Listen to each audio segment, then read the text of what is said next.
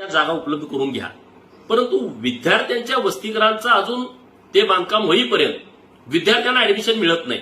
माननीय मुख्यमंत्री महोदय जे सामाजिक न्याय खात्याचे मंत्री आहेत आणि माझ्याकडे अनेक मुलं येतात, आटपाडीच्या वसतिगृहाला ऍडमिशन द्या म्हणून एक किमान 50 मुलं माझ्याकडून शिफारस पत्र घेऊन गेले आणि मी माननीय मुख्यमंत्री महोदय साहेबांच्या लक्षात आणून दिलं की प्रत्येक गोष्टीला तुम्ही 5 विद्यार्थ्यांना तुमच्या अधिकारामध्ये खासगी बाब म्हणून तुम्ही ऍडमिशन देता, पण तुमच्याकडे 50-50 पत्र एका आमदाराची एका गोष्टीसाठी येतात आणि त्यामुळे त्या मुलांना ऍडमिशन मिळत नाही। तर धनगर समाजासाठी स्वाधार नावाची जी योजना आहे, स्वयं योजना, या योजनेच्या माध्यमातून धनगर समाजातील मुलांना ज्याला वसतिगृहामध्ये ऍडमिशन मिळणार नाही अशा मुलांना दर महिन्याला 6,000 रुपये खोली वाढत, असं 10 महिने म्हणजे वर्षाला 60,000 रुपये देण्याची तरतूद ही केलेली आहे। त्याच्यासाठी बजेट पण आहे आणि मग ही गोष्ट मी सरकारच्या लक्षात आणून दिली की तुम्ही या विषयामध्ये मोठी जाहिरात करा, विद्यार्थ्यांना फॉर्म कधी भरायचे कसे भरायचे ह्याच्या सूचना द्या। आणि गेल्या वर्षी सुद्धा पैसे परत गेले होते कारण विद्यार्थ्यांना याची माहितीच नव्हती, त्यामुळे ही निदर्शनास बाब आणून दिली आणि या वर्षी आता 4-8 दिवसामध्ये निश्चितपणे त्याची एक जाहिरात येईल कशा पद्धतीने फॉर्म भरायचा। महाराष्ट्रातील सगळ्या धनगर समाजाच्या विद्यार्थ्यांना मी आवाहन करतो की ज्यांना वसतिगृहाला ऍडमिशन मिळालं नाही, ज्यांची परिस्थिती गरीब आहे, अशा सगळ्या मुलांनी ही योजना आल्याच्या नंतर आपण अर्ज करावा की जेणेकरून तुम्हाला 6,000 रुपये महिन्याला आणि वर्षातील 10 महिन्याचे 60,000 रुपये हे तुम्हाला खोली भाडं म्हणून मिळेल। ही एक महत्वपूर्ण चर्चा कालच्या मीटिंगमध्ये झाली। दुसरा जो महत्वाचा विषय आहे आणि तो विषय चर्चेला गेला की यामध्ये 13 योजना लागू केल्या। आदिवासी डिपार्टमेंट हे 22 योजना त्यांच्याकडे आहेत, त्यापैकी जवळपास 9 योजना या आपल्या वेगवेगळ्या खात्याच्या माध्यमातून ऑलरेडी सुरू होत्या। मग ते मत्स्य विभाग असेल, पशुसंवर्धन विभाग असेल किंवा ओबीसी विभाग असेल, या सगळ्या माध्यमातून या योजना सुरू होत्या, परंतु त्यातल्या 13 योजना लागू केल्या।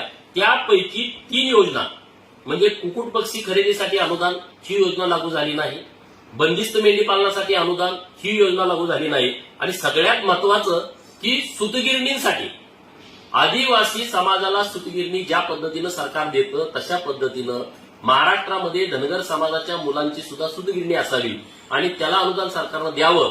हा जो निर्णय झाला नाही, हा महत्वपूर्ण विषय आम्ही कालच्या मीटिंगमध्ये चर्चेला आणला आणि सरकारनं कालच सूचना या बाबतीमध्ये दिलेल्या आहेत। या 3 योजना योग्य पद्धतीने कार्यान्वित झाल्या पाहिजे।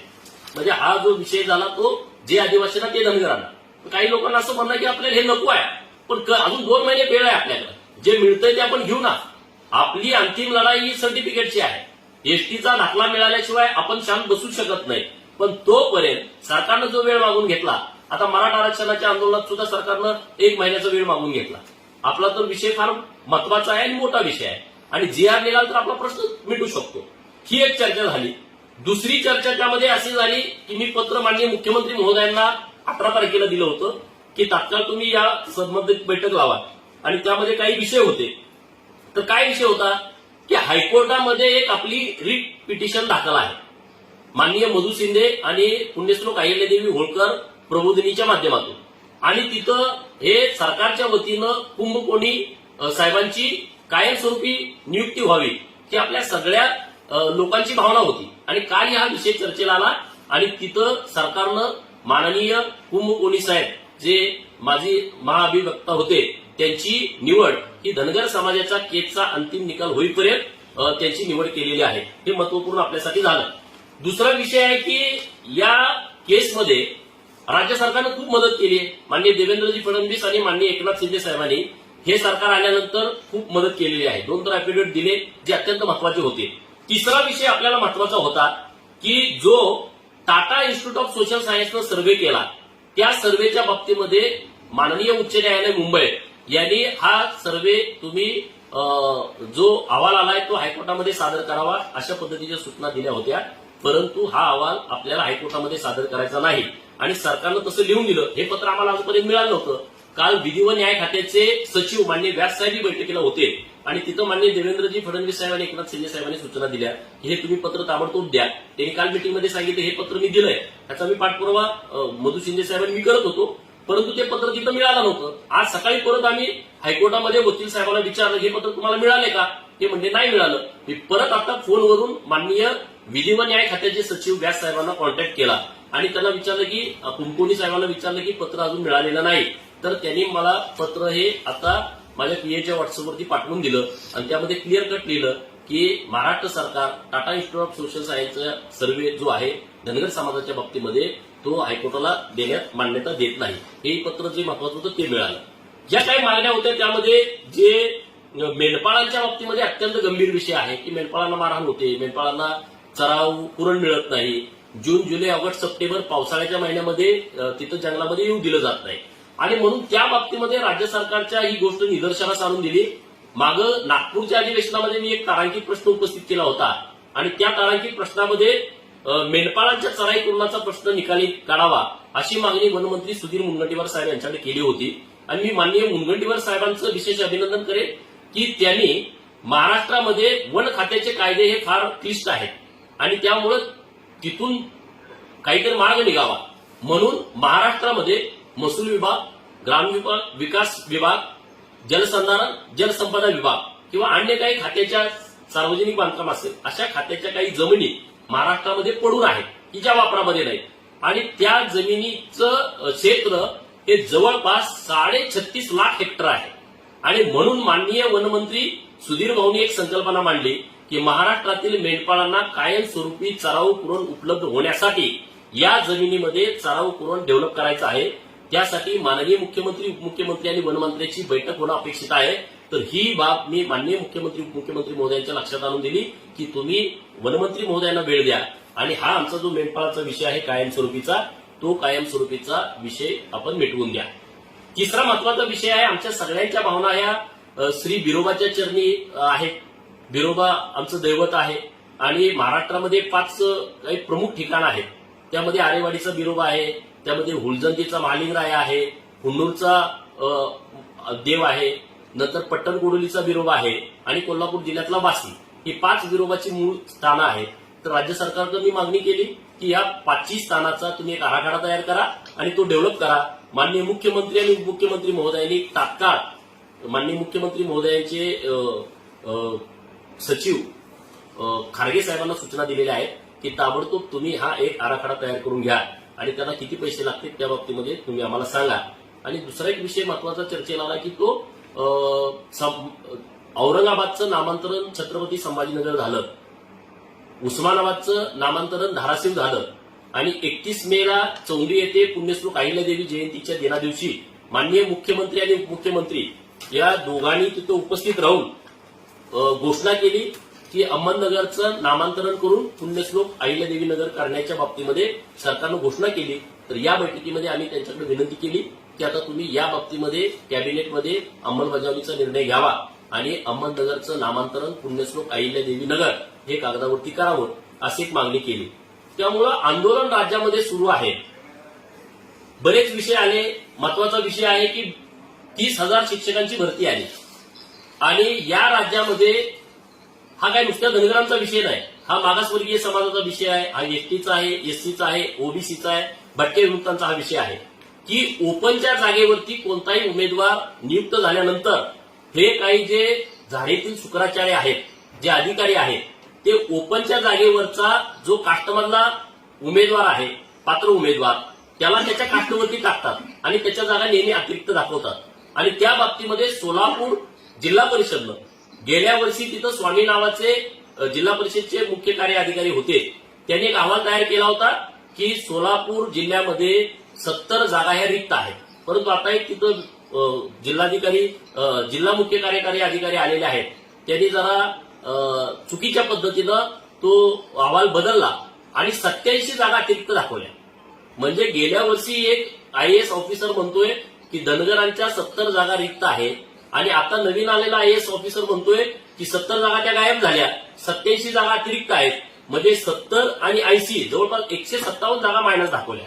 आणि म्हणून राज्य सरकारच्या ही गोष्ट लक्षात आणून दिली की महाराष्ट्रातील सगळ्या विभागाचे रोस्टर तपासणी झाली पाहिजे. बिंदू नामावलीप्रमाणे हे सगळे रोस्टर तपासणी झाली पाहिजे आणि जो एनटीवरती, व्हिजे एनटीवरती, NT2 वरती आणि ओबीसी, मायनर ओबीसी, एससी आणि एसटी या सगळ्या समूहांच्या वरती सरसकट अन्याय होतोय, तो अन्याय दूर करावा. कारण धनगर समाजाला एनटीचं आरक्षण हे 94 पासून लागू झालं आणि या रोस्टरमध्ये त्यांनी 1989 पासून 91 पासून 90 पासूनचे सगळे शिक्षक हे एनटी मध्ये दाखवलेले आहेत. म्हणजे एवढा मोठा काळा बाजार सुरू आहे. तर हे सगळे विषय सरकारच्या निदर्शनास आणून दिले. सरकारने एकदम स्ट्रिक्टली सूचना दिलेल्या आहेत आणि सरकार धनगरांना आरक्षण देण्याच्या बाबतीमध्ये खूप सकारात्मक काल वाटलं. मी माझंच मत मानतोय असा विषय नाही. आरजे परुपनवर साहेब आहेत आपले काँग्रेसचे माजी आमदार, त्यांनाही मी मिटिंग संपल्यानंतर विचारलं की आपण ही बैठक कशी झाली. त्यांनी पण सांगितलं की बैठक खूप चांगली झाली आणि आपण एका मुद्द्यावरती आलोय.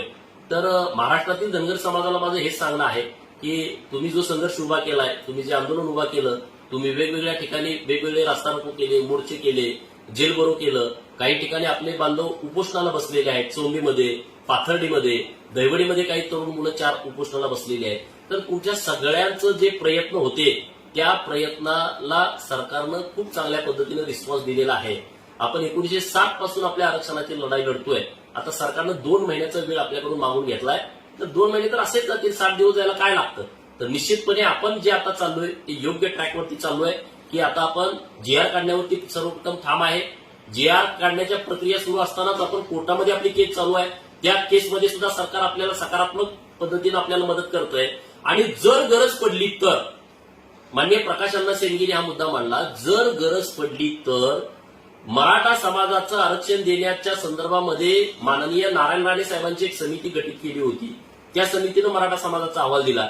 नंतर गायकवाड समिती माननीय देवेंद्रजी फडणवीस साहेबांच्या काळामध्ये गठीत केली होती. त्या गायकवाड समितीनं मराठा समाजाचा मागासलेपणाचा सर्व्हे केला आणि तो अहवाल दिला. तशा पद्धतीने ही मागणी झाली की धनगर समाज आणि धनगराच्या बाबतीमध्ये इतर संस्थेकडे दिलं तर ते काहीतरी फेरफार करतात, काहीतरी धनगरांच्या बरोबर बेईमानी करतात. तर आमच्याच प्रतिनिधीच्या नेतृत्वाखाली एखादी समिती गठीत करावी अशी एक चर्चा झाली. मुख्यमंत्री महोदयांनी त्या गोष्टीला लगेच तात्काळ मान्यता दिली. पण कधी गरज पडली तर ती गरज धनगर समाजाच्या आरक्षणात पडेल अशी परिस्थिती आजच्या घडीला नाही. परंतु लोकांचा गैरसमज व्हायला नको. एका बाजूला तुम्ही म्हणता की जीआर पण निघणार, एका बाजूला म्हणता तुम्ही कोर्टात पण चाललोय आणि तिसऱ्या बाजूला तुम्ही म्हणणार की बाबांनो तुम्ही कमिटी पण स्थापन करताय. कमिटी कधी जर गरज पडली तर. आता त्या कमिटीची अजिबात गरज नाही, कारण आपण पूर्णपणे आरक्षणाच्या जवळ आहोत, अंमलबजावणीच्या जवळ आहोत आणि सरकार पूर्णपणे सकारात्मक आपल्याला साथ देत आहे. आणि पहिल्यांदा अशी बैठक झाली की धनगर समाजाचे सगळे लोकप्रतिनिधी, शिष्टमंडळातले सगळे प्रतिनिधी एका सुरात बोलले. कुणाचंही कसलंही दुमत नव्हतं. मांडणी करताना वेगवेगळी झाली. कुणी म्हटलं की केंद्राकडे शिफारस पाठवली पाहिजे. त्या गोष्टीला आपल्या सगळ्या जबाबदार लोकांनी विरोध केला की तुम्ही केंद्राकडे शिफारस पाठवण्याची गरज नाही, कारण आमची नव्यानं मागणी नाही, आमची अंमलबजावणीची मागणी आहे. आणि मग सगळ्यांचा विषय एक मतावरती आला, तो जीआर काढण्यावरती. आणि सगळ्यांच्या एक मतानं, मी मिटिंग तर अनेक बघितल्या पण वेगवेगळी मतांतर होतात, पण पहिल्यांदा अशी बैठक झाली की त्या बैठकीमध्ये सगळ्यांचं एका सुरामध्ये मत आलं की धनगर समाजाच्या बाबतीमध्ये मध्य प्रदेश, तेलंगणा आणि बिहार राज्य सरकारनं जो जीआर काढलाय त्यांच्या अधिकारामध्ये तशाच पद्धतीचा जीआर हा महाराष्ट्र सरकारनं महाराष्ट्र सरकारच्या अधिकारामध्ये काढावा आणि धनगर समाजाच्या मुलाच्या हातामध्ये एसटीचा दाखला द्यावा, ही आपली मागणी लावून धरलेली आहे. आता 2 महिन्यामध्ये आपण सगळ्या गोष्टी, आता आम्ही म्हणतोय की आमची काही लोक तिकडं अगोदर पाठवून काही माहिती मिळते का ते करतोय. आणखी काही वेगवेगळ्या राज्यामध्ये असे काही निर्णय एससी एसटीच्या बाबतीमध्ये केंद्र सरकारकडे न पाठवता राज्य सरकारच्या अधिकारात काही घेतलेत का, ती माहिती कोणाकडे असली तर तुम्ही आम्हाला द्या. आम्ही माहिती ती शोधतोय. राज्य सरकार आपल्या बाजूने ठामपणे उभा आहे आणि त्यामुळे ही भूमिका काय मिटिंगमध्ये झालं ते तुम्हाला सांगणं माझी जबाबदारी आहे, माझं कर्तव्य आहे. आणि सगळ्या लोकांना या विषयीची व्यवस्थितपणे माहिती असावी. त्या माहिती देताना कुठलाही आडपडता असू नये म्हणून मी तुमच्याशी बोललो. जय मल्हार, जय महाराष्ट्र.